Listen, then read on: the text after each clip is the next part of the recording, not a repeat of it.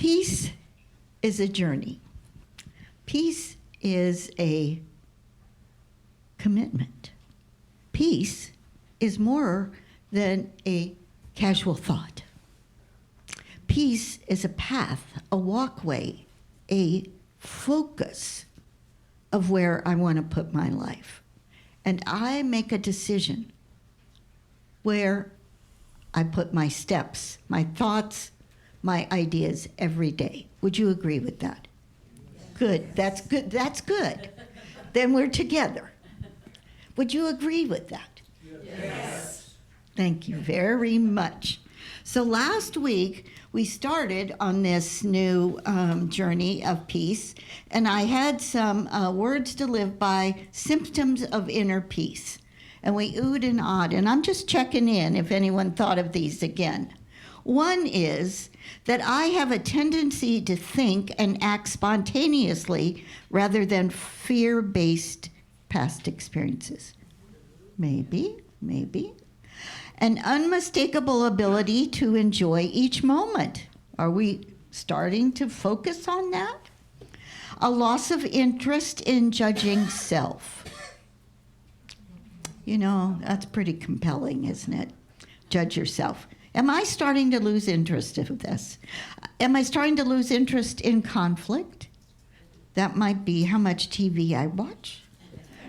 A loss of interest in interpreting the action of others. Oh. A loss of ability to worry. Yeah. Frequent overwhelming episodes of appreciation. There's the Yahoo in life. And an increasing tendency to just let things happen. Not try to control the world. Anyone willing to take off your hat of thinking you're in charge? Anyone wear an in-charge hat? Occasionally? Rarely? Sometimes? Every day? Just asking. So today we begin our study of Strength in the Storm. This is a wonderful book by Eswaran Ekanath.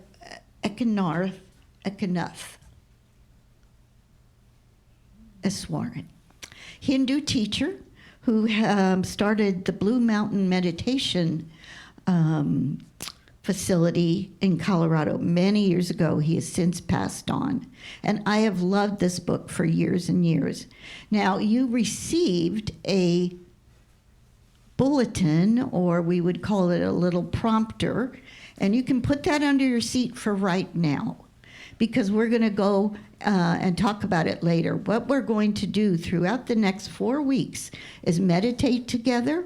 We're going to have visualizations. We're going to do some inner work, and you have an opportunity to keep track of how you felt about that, about what it meant to you. So go ahead and put it under your seat if you're trying to hold on to it, because that takes focus. Eswaran starts off his book, Strength in the Storm, is about how do we stabilize our mind from feeling fear, anger, frustration. Any of you can identify with any of those feelings? Yes, good. And that sense of being out of control. I am the only one. That's so fascinating. So he tells in the beginning of the book a story on himself when he originally came to the United States. He was coming on a Fulbright scholarship from India, and he had passage on a ship from where he lived in India to the United States. Now, this was an old ship. It had been built before the First World War, but it was still viable, and it was small, and it was filled with people of all sorts. He said very wealthy people, young people, older people, and everyone got along. It was just wonderful until the monsoon started. They're out in the middle of the ocean, and he said, chaos. He said, we all thought we might die. It was just really tragic. And he said everyone was afraid. The next time he came to the U.S. on a ship was from England, and he was on the Queen Mary. And the Queen Mary had stabilizers on the bottom of the ship, so it did not do this. He said, we have stabilizers in our mind, and we can choose whether we're on the ship that's being tossed and jumbled like a toy, or we can be having a smooth ride. So the question is, are we willing to focus on how do I stabilize my thoughts? Have you noticed that life is kind of like that, up and down, just like the ship? Only these people over here. These folks over here are living the blessed life, I can tell. So I'm talking over here. That sense of up and down, and you really don't know when it's ever going to stop. Yes? And you just think you're through it, and you're on an even plane, and then, whoop, something happens. So he is giving us ideas about how to stabilize our thoughts. Have you ever noticed that when you get angry, it's negative energy? So what do you expect? Because like attracts like. There it goes. More anger, more frustration, doors not opening, whatever it is. Positive energy, peaceful thoughts, brings peaceful ideas, peaceful cooperation. And I know I'm speaking to the choir literally. When I say that, it's not usually literally, but today it is literally. That when I'm talking about what is it's more than an attitude, and it's more than a mindset. It is a commitment to living a peaceful life. Now, who's in charge of that? Can you find someone else in charge of that? I haven't. No one would take on that work for me. I am in charge of my peaceful life. I am the only one that's in control of how I feel and how I react and how I respond. And isn't that a gift? That's like being given the golden egg. It's a gift. I get to control my thoughts and my feelings. Now, that does mean, and I'm going to use this term, I could use others, that I'm spiritually awake. How many are going through life like this? Just day in and day out. Just like that. I get up in the morning, I have coffee or tea, and then I read the paper or watch the news, and then I call my friend, and then and I just go like that. Instead of being self-aware enough of realizing I am the creator of this day. I am the painter. I am the artist of my life. And what am I painting? What am I thinking? What am I focusing on? It's all my choice.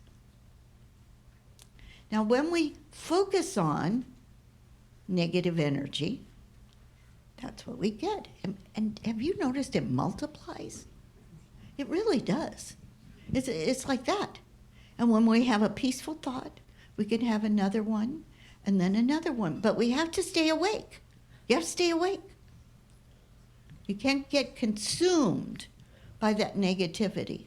So the opportunity we have as spiritual beings, and that doesn't just, this includes the whole global population.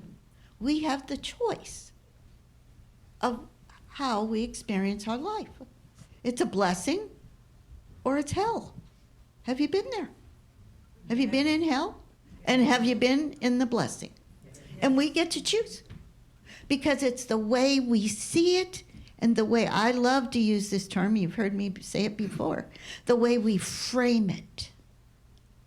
Have you ever noticed what a difference a frame makes on a picture?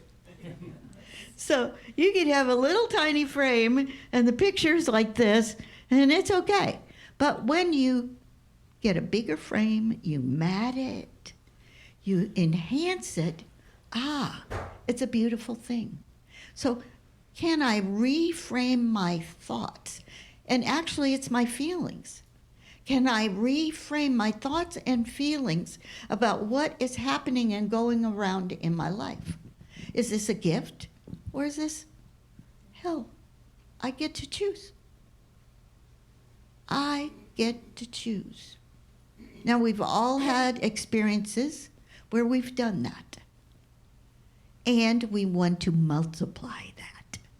We want to multiply that so that every day we are experiencing a peaceful journey.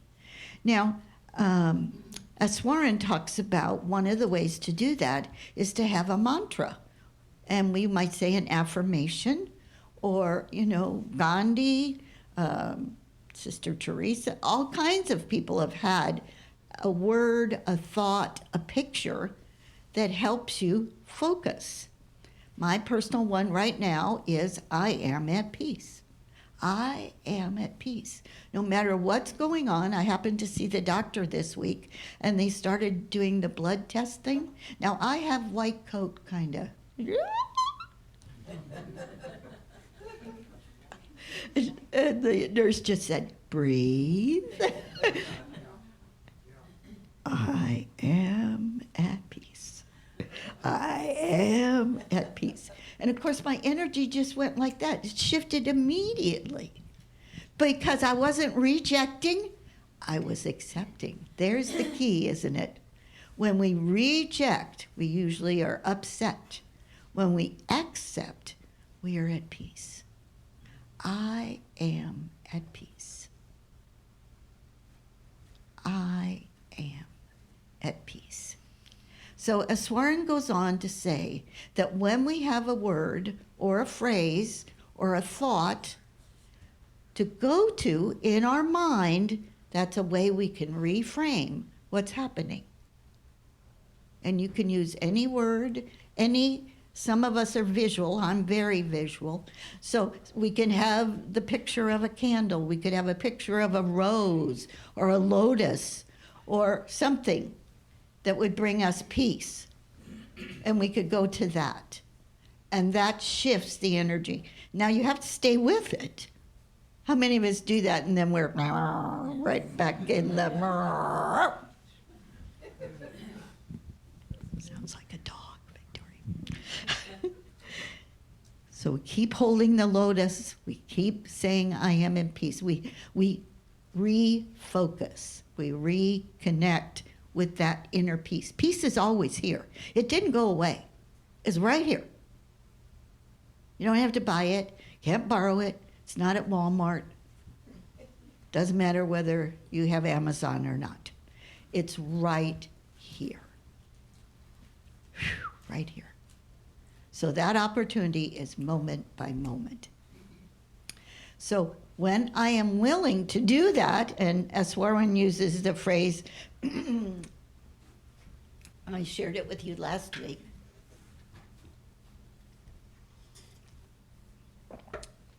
It's like having a handrail to hold on to. So I know that I can go to that word, that thought, that picture, and I have something to hold on to. Some of us, it may have been a beloved in our life, a grandmother, a father who comforted us, and they always said something. And we bring that to our mind, and we have that to hold on to like a handrail as we move through those negative feelings. Now, feelings come and go. Have you noticed? You can be on the floor one moment and jubilant the next. It's like receiving, an A or an F, right? You thought you got an F and you got an A, and you were like that. You shifted so quickly. And that's the way we are. We can shift quickly. We're not in concrete. We're not beholden to one way of thinking or another. So there's a little story I just read recently about a woman, elderly woman, who was moving into a care facility. Now, she'd had a beautiful big home, she'd had a family, and she needed help. She walked with a walker, and they had arranged for her to have a room in a facility. And she was being taken there, and she was walking down the hall, and the person that's walking with her is just encouraging her. We really hope you like this room. We've done our best. We have brought some of your things. We really hope you will like this room. And before they get there, she says, I love it. I love it. And the person walking with her said, you haven't even seen it yet. How can you love it? She said, no matter how the room has been arranged, I have arranged my mind. And the man said to her, oh, we went to great lengths to put curtains made of eyelet material. Now, I know I have people here who love material. So that little kind of fabric, eyelet, they had gone. She said, whatever material it is, I love it. She had been doing her work ahead of time. She was preparing, and she was in the energy of loving it. She said, it doesn't matter the way the room is arranged. I have arranged my mind. And that's the question. Am I willing to arrange the way I think, the way I feel, the way I view circumstances? Now, over the next month, we're going to be talking about inner peace and the way we express peace. But the first place we have to start is right here. The only way you can be on a peaceful journey is if you are at peace in here. Would you agree? Yes. Thank you very much. So we're going to have a long meditation. Are you willing? Yes. Oh, yes. And we'll pretend that the lights go down. And if you have anything in your lap, please put it under the chair next to you. Wiggle around. So we're going to start and just shift your shoulders. Move around. Find that spot on the chair. Let the back of the chair support you. We're going to start with just a breath.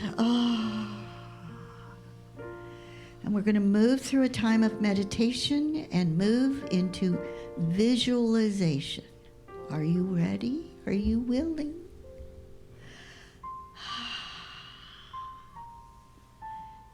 Breathing in and breathing out. Breathing in and breathing out. Closing your eyes. And when you are ready,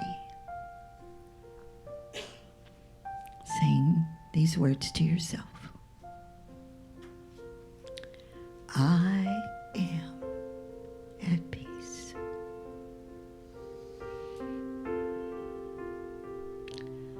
I am at peace.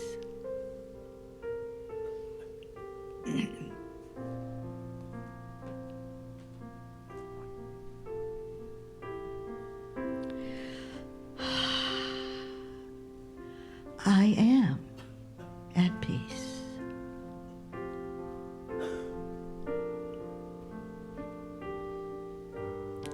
I am at peace.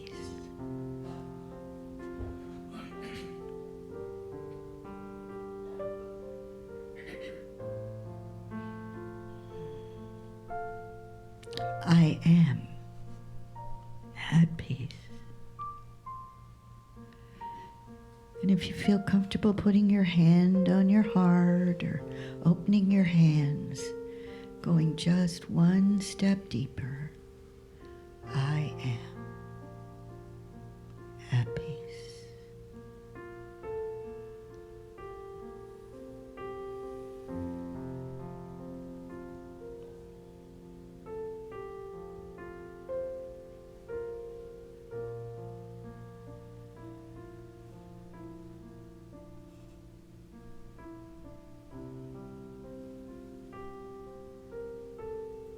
And if something comes to your mind that you've been struggling with, someone or something, I am at peace. Might be someone close at hand, the news,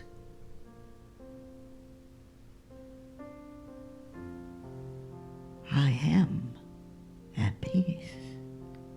Nothing can disturb the calm peace of my mind.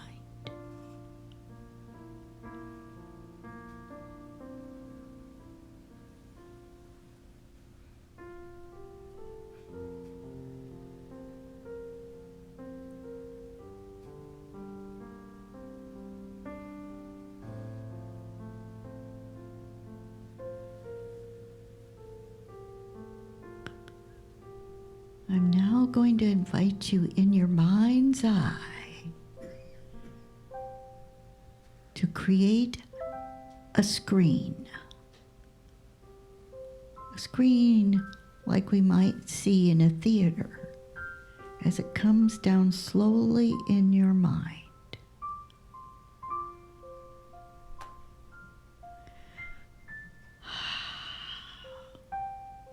And on that screen are the words,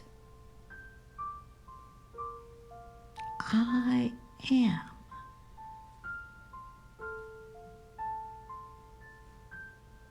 I am at peace.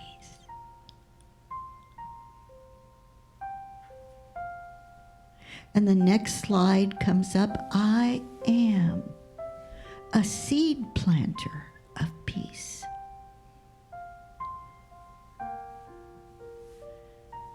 And I invite you to visualize a room, a gathering of friends and family. And you are just so filled with love and joy. And you begin to share seeds of peace. You might say in your mind's eye a word of kindness. You might give someone a hug. You might say a comforting word to a family member or a friend. You are sowing seeds of peace.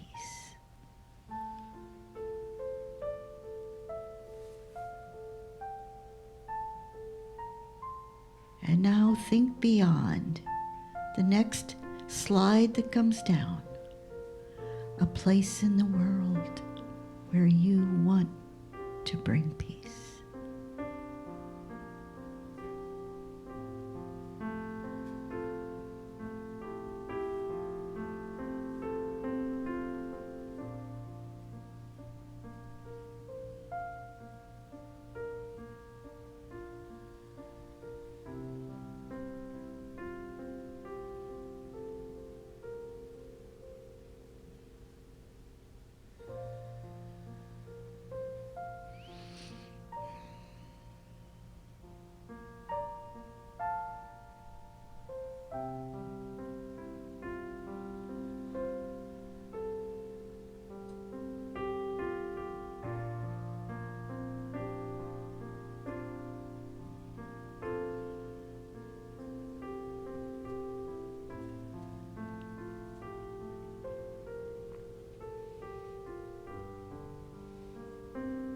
And now there's a blank slide. And on that slide you create where you are a beacon of light, of peace, of love, of energy. It can be a family. It can be a desert.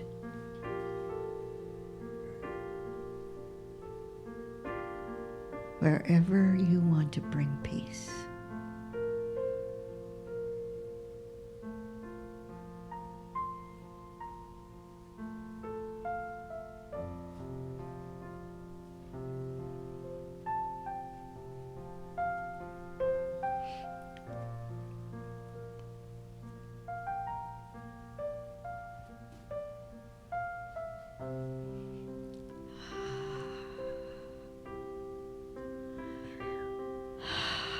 And now we return to I am at peace.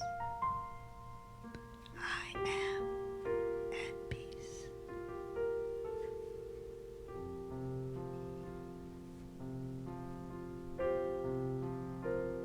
I am at peace.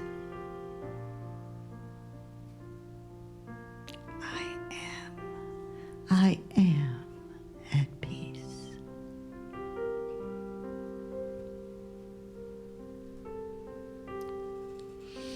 I am on a journey.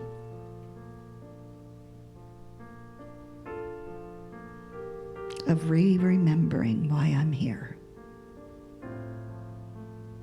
Not for conflict. I'm here for peace. And in your own words, in your own way, recommitting to that knowing. I am here for peace.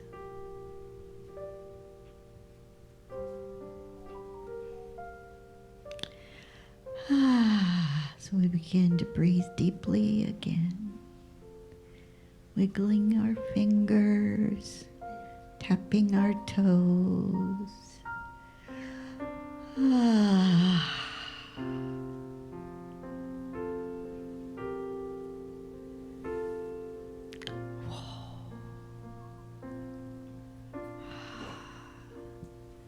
Opening your eyes.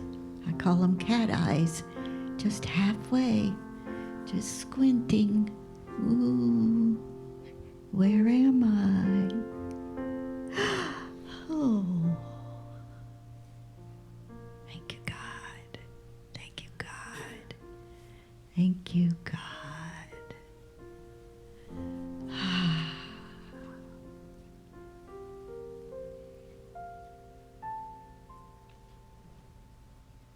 Are we all here? Are we in outer space? Deep breath together. Thank you, Spirit, for that journey. And thank you, everyone, for your willingness to let go and to feel that gift, that blessing that's in you. Smile on your face.